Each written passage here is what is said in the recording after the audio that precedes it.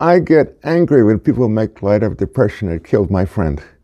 Habib was a dear classmate from Lahore, Pakistan at Washington State University during the 1981 to 1982 school year. And I took a break to work far away for a year and a half. And when I came back, I couldn't get together with Habib. He kept telling me he was too busy. And soon after, I went to work for IBM. And just after I went to work for IBM, my friend sent me this news clipping. Habib hung himself. His body had to be shipped back to his widowed mother in Pakistan. You know, what a sad event. When it was bitterly cold at WSU, Habib saw that I was cold in his judgment, and he gave me a sheepskin wool jacket to keep me warm, and it was from Pakistan.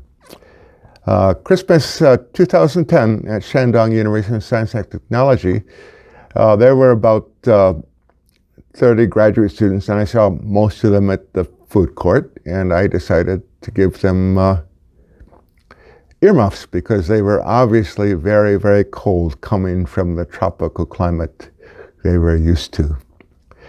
And then I remembered there were 4 students from Lahore, where Habib was from. And I asked the international office to give them a gift of warm hats and gloves in Habib's memory, which they did, and they were very grateful. I was glad I could honor his memory. If only depressed people can be pointed by friends and university counselors to get help. The alternative may be, as I have personally experienced, to live with decades of tears. It's been 39 years and I still tear up thinking about it. Following videos will cover how to tell if a friend is severely depressed, my own personal experience struggling with depression, how depression is treated, and famous people with depression. And Brad was Habib's friend too. And now I want to ask him to come up and give his words. Habib and I had lunch in the cafeteria 2 or 3 times a week. We enjoyed each other, laughed together, we took trips together, and I was sad when I heard that he'd hung himself. I think about him frequently. Depression is a bad thing. We need to encourage each other. Okay. Yeah. I taught in China for 21 years, and one thing I always looked forward to is the Spring Festival Gala. In 2001, I and our children had video memories of Coco Lee, who sang Good Feelings. Hao Xiqing, and I was so sad when I heard recently she committed suicide after a long period of depression. And my students in China asked me, how can we spot depression so we can point our friends to get help? And here are symptoms. They're pretty much what's in the official diagnosis of depression manual by the official psychiatric association. Signs of depression in your friends, you may see include low spirits, crying, angry outbursts, no interest in life or pleasure, difficulty concentrating or remembering, avoiding friends, as my friend Habib did, low confidence and self-esteem, changes in appetite or sleep. They can't sleep, or they sleep all the time. They can't eat, or they eat all the time. Having no energy, feeling sluggish and inactive in either body or thoughts, no hope, feelings of extreme inappropriate guilt, as well as doubt over previous decisions, thinking or talking of suicide, and pains that can't be explained, like headaches or stomach aches. In China especially, because people like to bury their feelings, a lot of it comes out physically. And if you have 5 or more of these symptoms in a short period of time, it's a good indicator a person is having a major depressive episode. And the odds, now I don't have the figures in front of me, but I think I remember hearing about 10% of clinical depressed people attempt suicide. So if you see half of these symptoms, get your friends help. They're in deep trouble. And you wouldn't want to have them kill themselves and you did nothing to get them help. You have regrets the rest of your life. Okay. Okay, when I hear of people who are depressed, I understand because I had a period of severe depression. It's not normal sadness. I worked for IBM for many years in South Florida, and they closed their lab where I always had a window office and moved me from sunny Florida to North Carolina, which is a lot more cloudy, and put me in an office with no windows. Office building, there was not a single window in the building.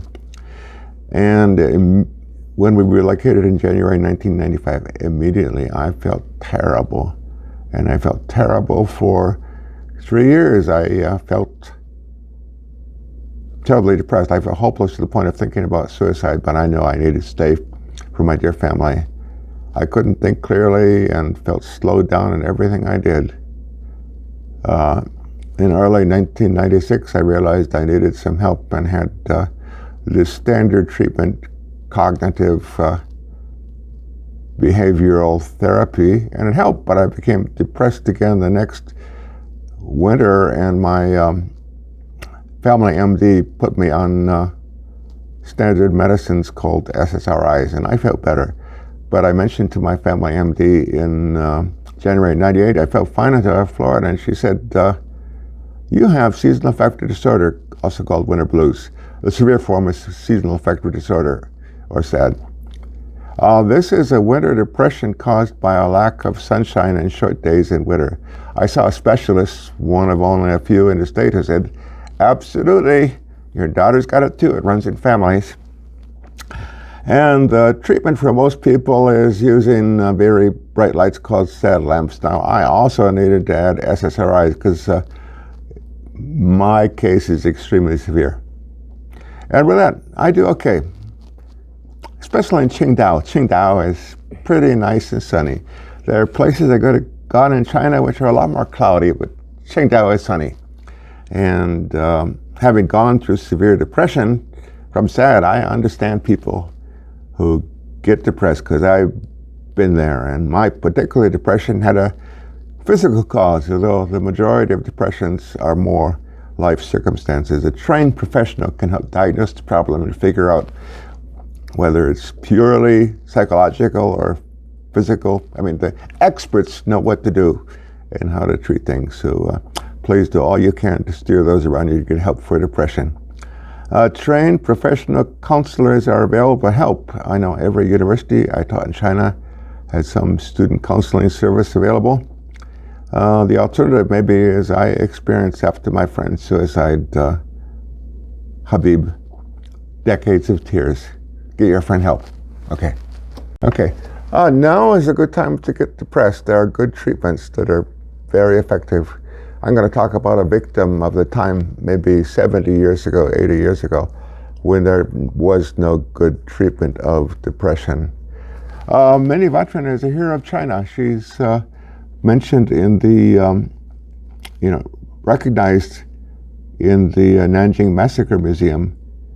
She was a teacher in China responsible for what's become one of the major universities in China, in Nanjing. A friend of mine, his wife got her PhD at the school. And they told her the Japanese soldiers are approaching. And she said, I can't leave. These are my children. I've got to keep them safe. And she saw so many horrors. In her school, she couldn't go anywhere because if she would leave her school, it was full of women refugees. Japanese soldiers would come in and start raping women. And she saw so many people killed, so many horrors. But she was faithful and saved probably 100,000 lives. in this time in the late 1930s. It's a horrible time. But she had a nervous breakdown, and in 1939 went back to America and killed herself a year later with poison gas from her gas stove. Back then, there was no good treatment for depression. Freud was popular, but Freud's theories have never been shown to work for depression. For depression, the only medical treatments were the brutal brain surgery of lobotomy, insulin shock therapy. There were things that are used today, electroshock therapy, and not very nice, but it did have some effect, although people lost their memories, which is not nice to do, but it does work and is still used in severe cases. But basically, she lived in a time where if you were depressed, there was very little doctors could do to help you. Now it's different. We have very effective treatments. And in the next segment, I'm going to cover what some of those treatments are. Okay.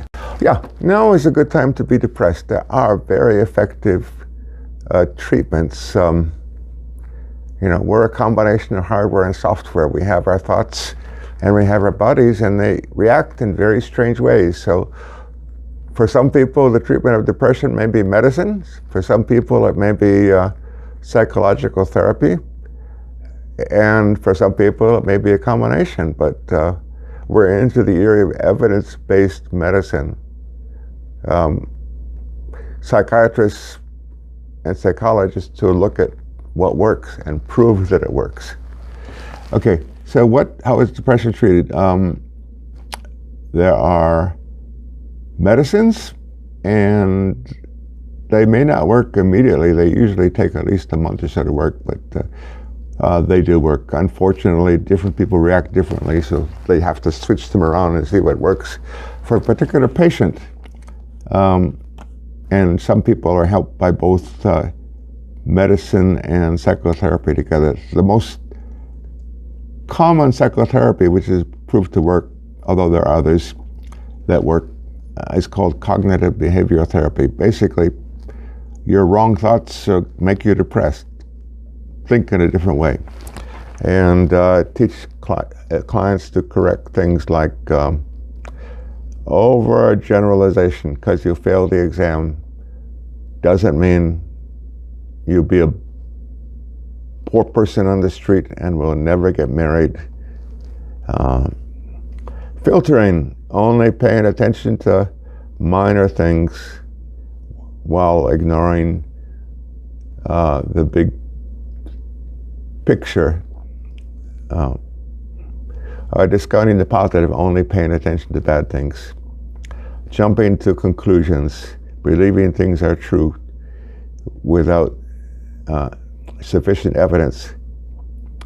She smiled at me doesn't mean she's planning the wedding already. And mind reading.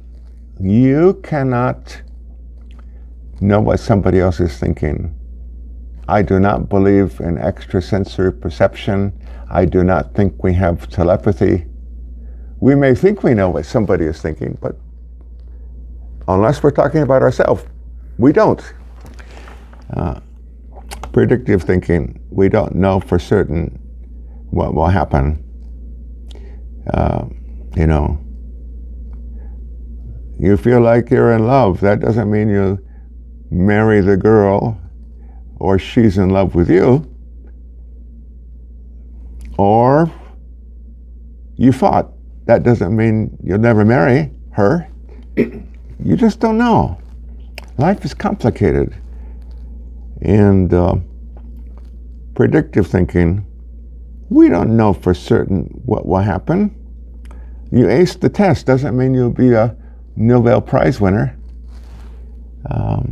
You did well, poorly doesn't mean you're going to flunk out of college. Magnification, we magnify negative events and minimize positive events. And oh, by the way, doing that is a big prediction. If you're a married couple, it's not going to be very happy. Emotional reasoning, because we think something must be true, it is true. Saying we should or must. Perfectionists say you should, you must do things my way, or the highway is an English expression. And labeling, you are stupid, or you're a genius. That's not a good way to behave. And personalization, just because something bad happens, we think it's everybody's fault. Maybe it's just a random event that had nothing to do with anybody. Catastrophizing, thinking disaster will come from one event. If your girlfriend breaks with you, it doesn't mean your life will end in disaster. And black and white thinking, everything is black or white. Either you're the best student in the class or the worst, or you have to get into Harvard or you must give up. And a Chinese website with information on CBT in both Chinese and English is www.cbtchina.com.cn. Okay, thank you. Okay, many feel ashamed they're depressed. Why? 为什么? That's a bad way to think. Many of the greatest people in the world who have accomplished greatest things have also suffered long periods of depression. And many types of depression are associated with high levels of creativity. And such people have really benefited the world. And here's a short list of great people who struggled with depression. Hong Kong pop star Sammy Chen. She's very open about her struggle with depression after a fellow pop star committed suicide. And she doesn't have it easy, especially when her husband's adultery became public. But she keeps on going. Tennis great Naomi Osaka took time away from her tennis to deal with depression. And we all know, sadly, pop great Coco Lee killed herself a short while ago. Abraham Lincoln fought clinical depression all his life and was known for being melancholy. But he saved America from disappearing as a nation. And great scientist Isaac Newton had great periods of depression and elation. Today he would probably be diagnosed as a manic depressive, sometimes very high, sometimes very low. And in music, great classical musician George Frederick Handel composed his great Messiah in 3 to 4 weeks, and he probably suffered from winter depression just like I do. The seasonal affective disorder expert in his Bible of seasonal affective disorders points to him as an example. And he donated the money from performing Messiah to a charity for abandoned and orphan children. So he did good things. And Gustav Mahler, one of my favorite musicians, is also mentioned as, he didn't know it, but he had said every winter he would just cling to the window. And in the summer he would write the world's longest and greatest symphonies. It's arguable, but many musical experts think that Mahler surpassed Beethoven. His symphonies are greater than Beethoven's. And he's known for his emotional depth, which probably reflects his moods, great lows, great highs. And after September 11th, first year anniversary, they played his Symphony No. 2, which his theme is, there is life after death. And people thought that was very appropriate. It ends with the message of trust, hope, there is life beyond the grave. So if you're feeling depressed, don't be ashamed. Some of the greatest people in the world who've helped the most people have suffered greatly from depression. Get the help you need, but don't be ashamed. You're not losing face. There are great people who have benefited the world greatly and who have been greatly depressed. So get help. Don't be ashamed.